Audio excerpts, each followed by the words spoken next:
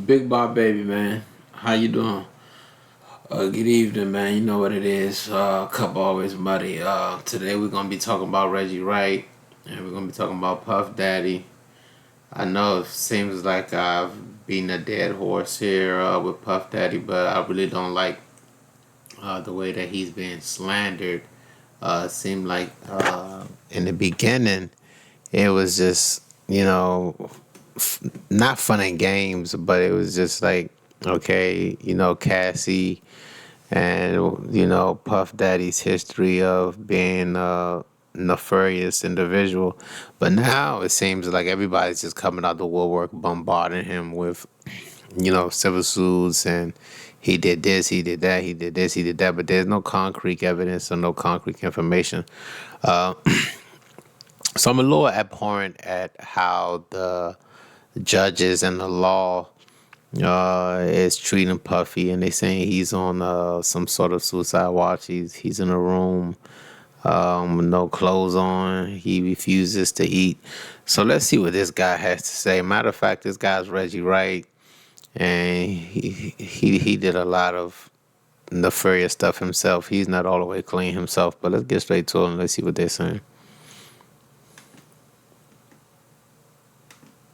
It is now being reported that he's on watch in jail to ensure that he doesn't off himself or harm himself. Do you feel like that's something that they did based on his character? Because I know you've said for many months now that the only reason he wouldn't go to jail is if he did something like that. Or is this kind of standard procedure for somebody of his stature going from a billionaire status to being into a prison where you have no control over anything? Is that kind of standard, or do you think it's based solely on him and his character? It's a little bit of both, but they do have doctors coming around talking to you. They have officers. That's the first thing I remember when I went in. They ask you those questions: how you feeling, what you thinking, and so they do have shrinks that they do have come around and talk to you. So if they put him on that particular watch, then that means that one of those doctors feel that he was talking nonsense or talking that way and felt. No, actually, that's incorrect. I worked in correctional institutions as a physician associate, and what he's talking about is a mini mental exam. Mini mental exam is a quick, short neurological exam to see if you want to harm yourself or if you want to cause harm to anyone else. And the ways to do that is, you ask someone. Have you been having any thoughts of suicide? Have you been having any thoughts of harming anyone else? Has there been any thoughts of impending doom? But with Puffy's case, his case is a little different. This is a federal case. So, he's in there by himself. He's a high grade celebrity. He has names. He has they're saying this is because of Diageo, the liquor spirit company that he wanted to sue. So I think he's in there, on that type of watch. And then they're saying he's restricting his diet because he might think someone wants to put something in his food. So I don't think this is a typical individual case. Puffy's not like I don't like to say regular people, but he's not a typical inmate. He's an inmate of high stature, high status. So it was like Jeff Epstein. They put him on suicide watch too. So whenever you have someone of elite status or high socioeconomic class, let's put it like that, they're gonna put you on suicide watch. So he's already starting off with a lie. But let's proceed. Like they needed to isolate him. Now he may think it's smarter being funny, but trust me, that's a bad decision. Trust me, y'all. General Pop is much better than being in the shoe, and definitely better than being on that watch. On that watch, they usually have a senior officer, maybe like a sergeant or above, watching over you. And then they have inmates. standing around it's their job to watch you in a padded room, where you can't do anything. They put you in this look. It's like an outfit that's like white, and it's like I forget what they call them, but it's like a piece of plastic. So you freezing like a motherfucker. You cold, you shivering. They don't give you no major mats or anything. It's the worst condition you can be on if they put you on that particular watch. So, and with him going through the withdrawals, y'all just don't know if all of this stuff is true. And y'all know a lot of stuff get reported don't actually be true or factual and stuff. But if it is true, he's having it the way all us Tupac fans and stuff want him to have it right now. He is having the worst days of his life. Victims are getting, if y'all believe in an eye for eye type stuff, then victims are getting their justice. Because, number one, the cold alone is killing you. Because that's what the officers do. They'll turn that ear up to mess with you. And it also... Well, I'm a little ambivalent about that last statement. So that don't give you a sheet. It's more like a padded garment, like a rubber padded garment that they give you. Yes, it doesn't have any sleeves on it, but it's just like a rubber garment. But when you're on suicide watch, you're in a padded room, so the walls are padded, everything is padded. It's not like a typical cell. It's nothing out of iron. It's it's not a typical bunk bed style. It's just a bed, and you're in the room by yourself, and it's hellacious. It's not like he said, it's not the best place to be. And he's withdrawn as well. But sometimes the best way to withdraw is to, stay to yourself and stay in that padded room because, you don't want to withdraw around other inmates. And Puffy's not going to ever be around other inmates. Like, let's just keep it a buck. He's always going to be by himself because he's a target. Somebody deletes Puffy. It's like, hey, that's a badge of honor for some people. It's like, oh, we got the guy that got Tupac. So, that's that. So to keep germs out, you ever go to a hospital, places like that, there's always real cold in there. It's because they're trying to keep those germs from floating around. But mainly, then most officers are just assholes, and they know how cold it is, and they're trying to treat you like shit. Yeah, he's right about that. And jail is freezing cold. And, they always told me that was to make the inmates never want to come back. But I mean, come on now. How much can a man take? It's like going to Alaska with no clothes on. I mean, and it's freezing cold in the winter. And it's egregiously hot in the summer. So it's like, it's mental torture, basically. It's like Guantanamo Bay. I mean, it's jail. It's not the Holiday Inn. So that would be my take about that particular thing. But I'm one that believes that they should put him in a shoe. But once he gets in there and dudes from his neighborhood start telling him, all right, we got 4 or 5 guys that's going to look out.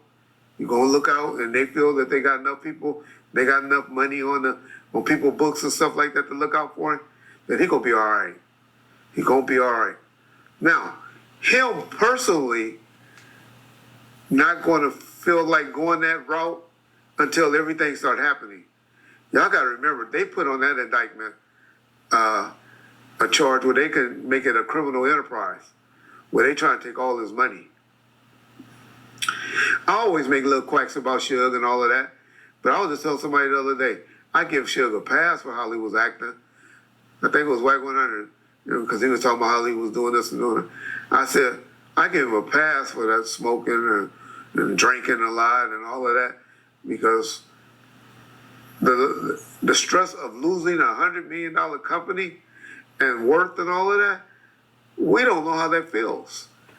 And Yeah, we don't know how that feels, the stress of losing $100 million company, but uh, from what I saw in Puffy's last days, he's but Puffy's a very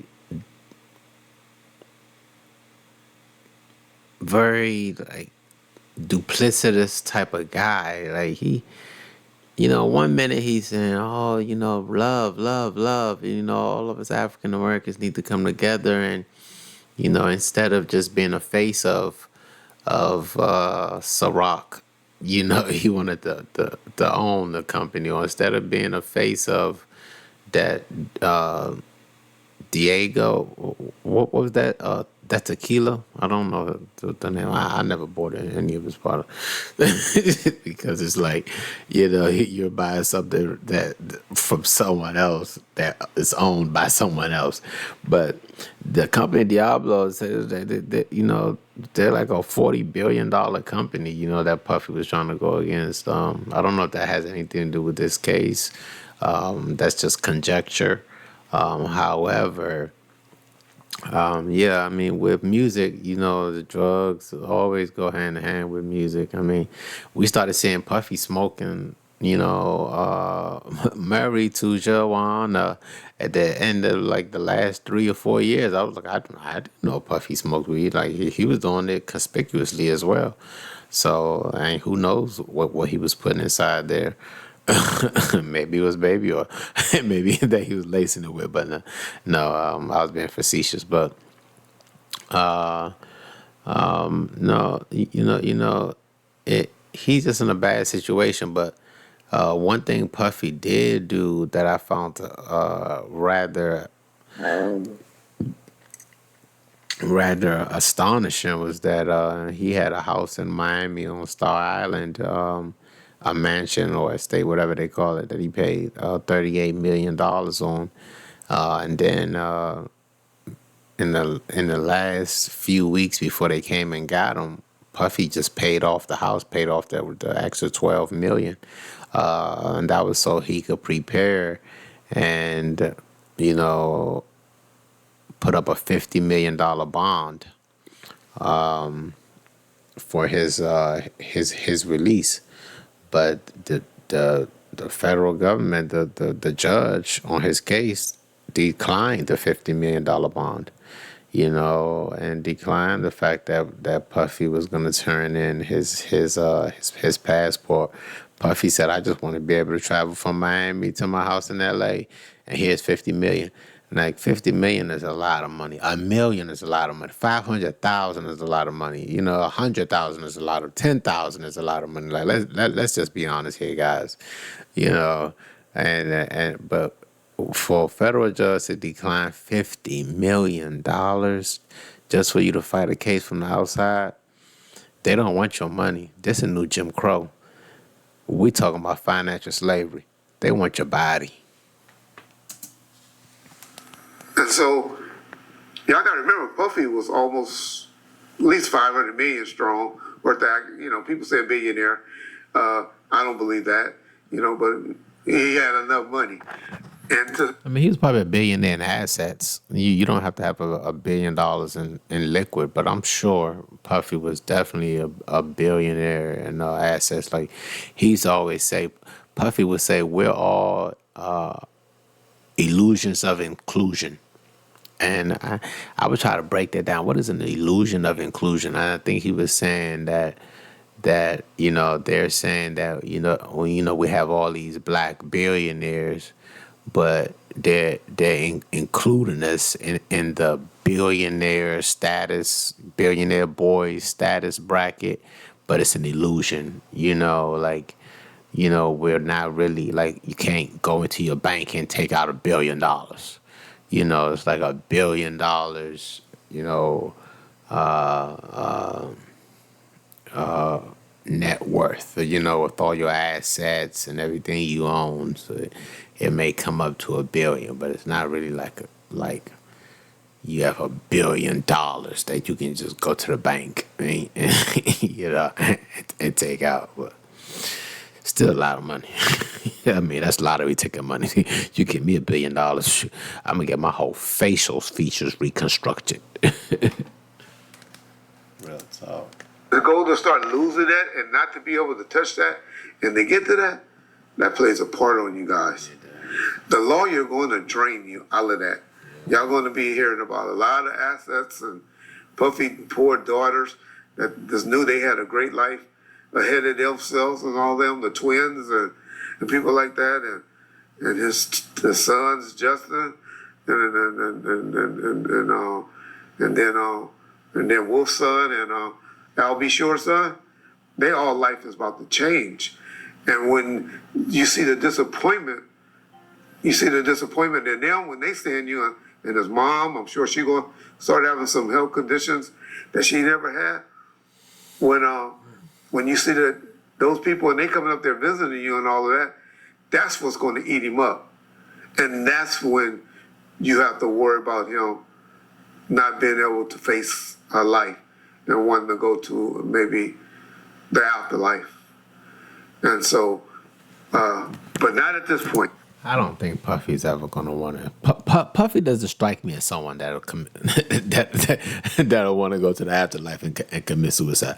Hopefully, he has some trust funds for his family set aside or something set aside. Puffy doesn't strike me as an imbecile. I mean, the guy, the federal government found a tunnel under one of his houses in Los Angeles, and inside the tunnel was a exercise room, workout room with weights and a wine cellar. I mean, so this guy this guy got bunkers all over the place, you know. So,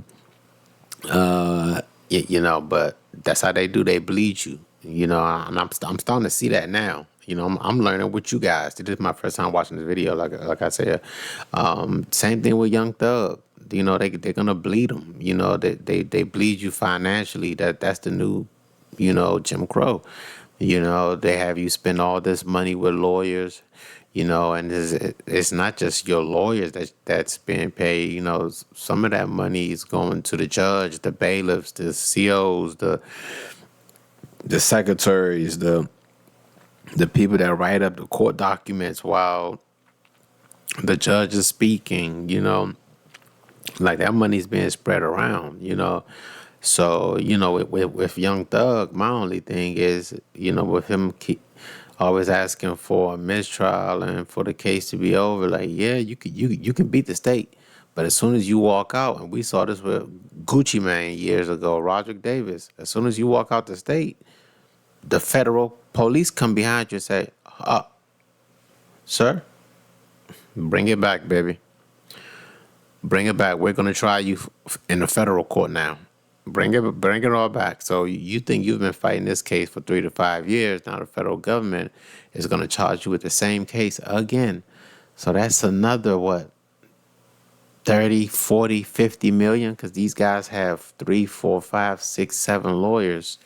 You know, it's not just like a one lawyer type of thing. So they're going to bleed you. I mean, they did it to R. Kelly. They bled him.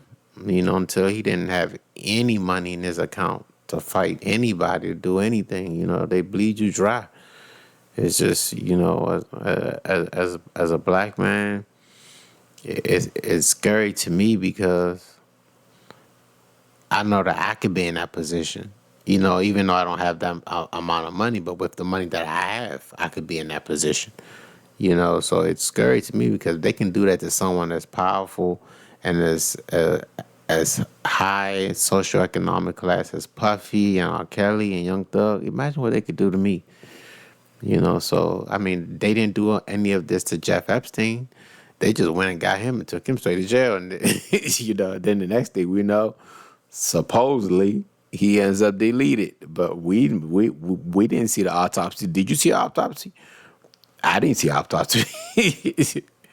You know, but I never saw Jeff Epstein go to trial. I never saw Jeff Epstein. He only did like one day in the box, and he was gone. Right now, his attorneys are telling him all the right things. They're telling him what they're going to do and all of these great plans that they have for him. Because as long as he's cutting no checks and no checks are clear, they're going to drain your ass.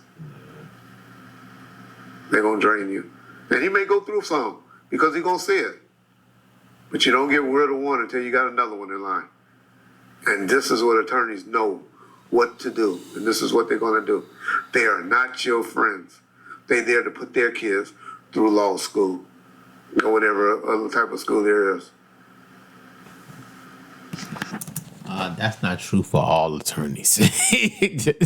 I've had some good attorneys that do play by the book, that have consciences. That all attorneys are not just there to put their kids through law school. So let's not go with that narrative, please, because I've had some public defenders, who know right is right and wrong is wrong. Some of them are bad, but some of them are still good. Like you have doctors, some doctors are bad, some doctors are good. Law enforcement, some law enforcement are bad, some law enforcement are good. Mental health therapists, some are bad, some are good. Like that's just the way life is. But for you to say all lawyers don't care about you, they just want to put their kids to, that's a lie. I mean, did you not see Young Thug's lawyer say that he would be deleted before he sees Young Thug go to jail? Like, he's giving them a pound, like pounding them up, so that's not true. Some lawyers have hearts, private and public defenders. You just have to find the right one. Okay, being that he does have funds, that he does have money, outside of, if it goes the route where he is taking care of people for protection or whatever, outside of that, what can his money buy him that will comfort him in jail or in prison at this time? Because he can buy more than some Hostess cakes. He can buy more than 1,000 bottles of baby oil. He can buy more than 1,000 donuts. Man, Puffy can live good. He could be eating lobsters. Do you guys remember that movie? What was that movie with Al Pacino, Robert De Niro, Goodfellas? You remember Goodfellas, where they went to jail and they was chopping up the garlic thin slice and they was making their own spaghetti. That's what Puffy can get.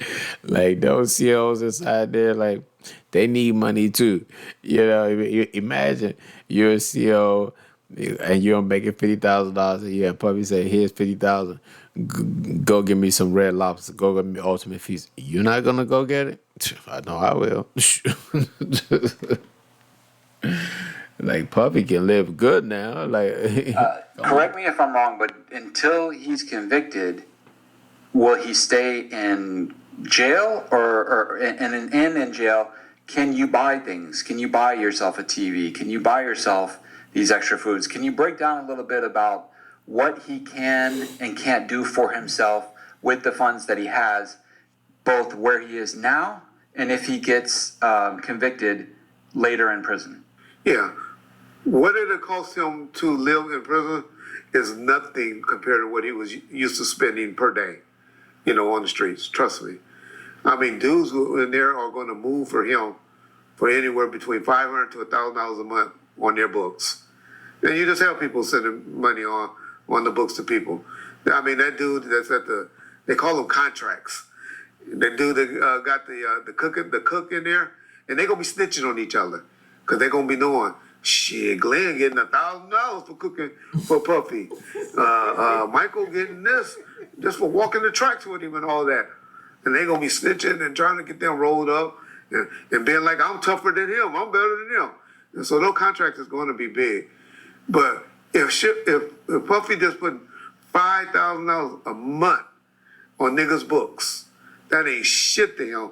That's what he spent on the car service that particular day, driving him around New York or at a hotel room. So that ain't gonna bother him at all. As I always tell y'all, it doesn't cost much for you to live in jail. What usually costs you is you worrying about people on the streets. That's why I always talk about Suge Knight. I don't want him doing no book deals or no movie deals or nothing like that until he gets home. Because right now all he gonna be doing is giving money to his, to his girls, his women, and then they all gonna be living good. I always say, save your story, dog.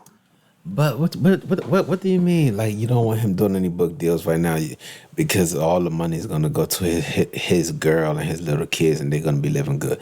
That's what that's what's supposed to happen. These guys had 30-year runs.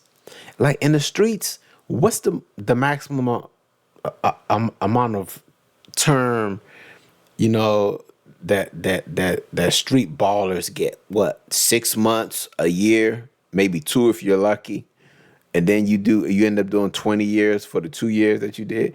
These guys had 34-year runs of living the life, the life of a superstar, like anything they wanted at their behest every single day.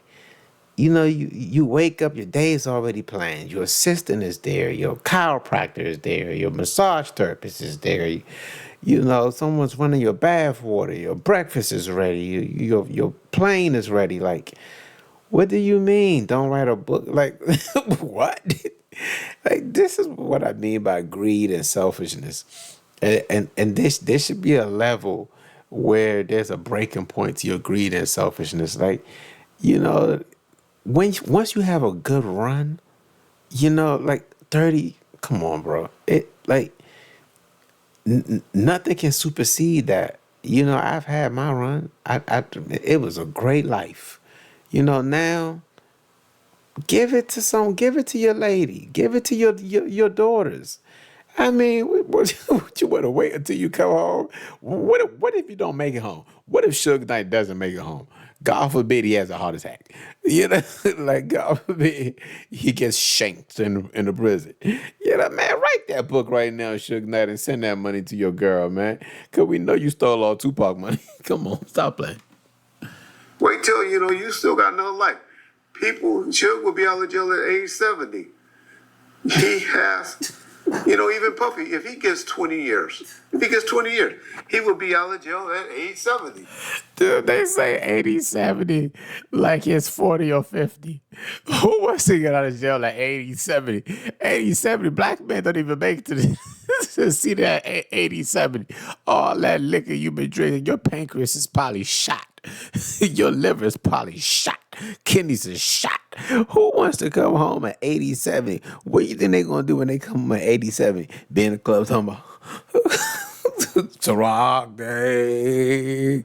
Ciroc, pop them bottle. Ciroc them bottle, pop them bottle. P. Diddy, Puff Daddy, Suge Knight, P. Diddy. Like, what do you think this is? They're going to come out and have an 80-year-old reunion? Do you know your musculature at 80 years old, you won't even be able to walk without a cane. You probably have full-blown osteoporosis. Like, what are you talking about? Like, dude, what are you talking about? That's why I say these guys are out of touch with reality, man. 80, 70, what? So what they gonna do? Come home and then live to be 100 and just live like Hugh Hefner? If they make it to see 80, like, what are you talking about, boy? I want to come home now. This guy is tripping. You have to do about 16, 17 years on a 20-year sentence. Now, a lot of y'all going to be talking about, well, the First Step Act, and that's what the attorney's going to be telling me. First Step Act, you can get out of prison, because now you're over 50, then you get half time. Well, not for sex crimes. And so I hope he gets with a person that knows sentencing, because attorneys don't know those BOP laws. They know the criminal laws. He got to get with somebody, and Puff, if any of your people listening, tell them, teach you about the BOP laws, the things that can get you out. Cause that's. I think Puffy has attorneys that know about Bureau of Prison laws. Someone needs to teach you about BOP laws. I mean, you and Puffy are like a giraffe talking to a squirrel. Like, what are you talking about? Get a lawyer to teach you about BOP law. Dude, you're out of touch. if Puffy doesn't already have that, something is seriously wrong. Trust me, he has that and more. That's the type of deals you want to plead out to. You don't want to be pleading out the shit with guns and sex crimes and all of that stuff. And shit where they can take your money or because they made you a criminal enterprise. Because generally, a prosecutor, all they want to get is the years.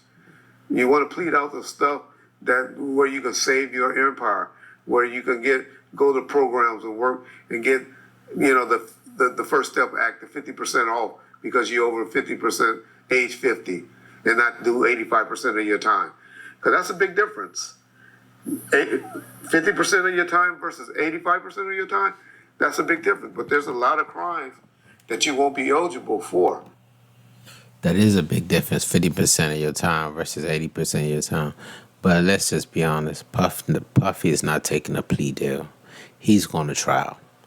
If he loses the trial, they're going to smoke his boots. So he's 54 years old, bro.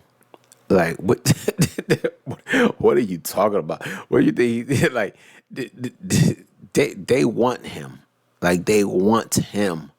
Just like they want to R. Kelly, they want him bad. Like I still haven't seen anything to say like a freak off is not the R word, the RAPE. I still haven't seen anybody come out and attest to that. Jay-Z, where are you? Can you come out and say that you didn't see Puffy R word anybody?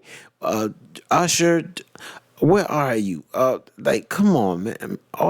You guys didn't need to step out. Help this guy out, man. Because it's like, yes, when I saw the abhorrent video of Puffy kicking Cassie, I felt bad. He paid the money. Should he get punished? Okay, yes. But let the punishment warrant the crime. Don't get this man. Don't ruin this rest of the man's life. Even though I'm not a Puffy fan, I'm a Tupac fan, but don't ruin the rest of the man's life. I mean, fair is fair. The law is the law. Just for some baby oil and some KY jelly. Like, what? And he flying people across back and forth to fondle each other and like, come on, man. Like, what's the charge? Like, come on, man. Make it make sense.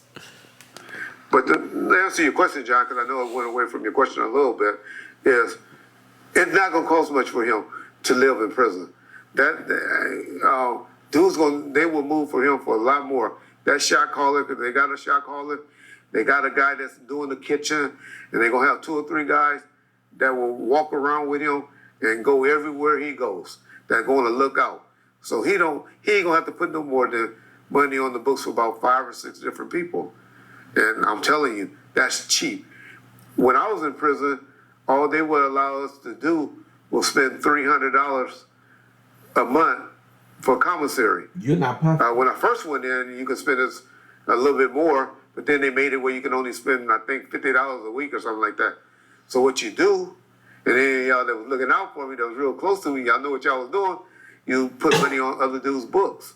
And then they go shop for you. And you just buy them a little bit of stuff. So that's how you live in there to make sure that you're good. Hey, you want to be a crook, you learn from a crook. Wasn't you a police officer? Wasn't your daddy a police officer? What did he tell you to put money on other people's books? Yeah. So he was divvying up the profits so that he can get it all back to him.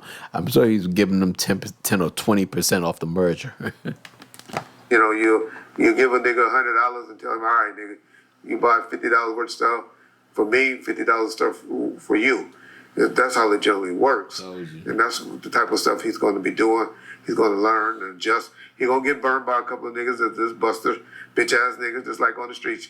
You got niggas that's just in them. But then you cut those motherfuckers off. And there's some real people in there. And there's some real dudes in there that just trying to live and survive. And so that's all his money is going to be doing. Where his money is going to mainly be ate up is by 1, attorneys, and 2, people on the street, that coming up there making no business for you that you feel as though you have to take care of. When hopefully he would just put his money, set up a trust for each one of his kids, because that's all I'll be worrying about. If I had a wife, I don't think Puffy has a wife, but I had a wife, I'll be looking out for my wife and my kids and whatever my parents need. After that, you got to start cutting people off.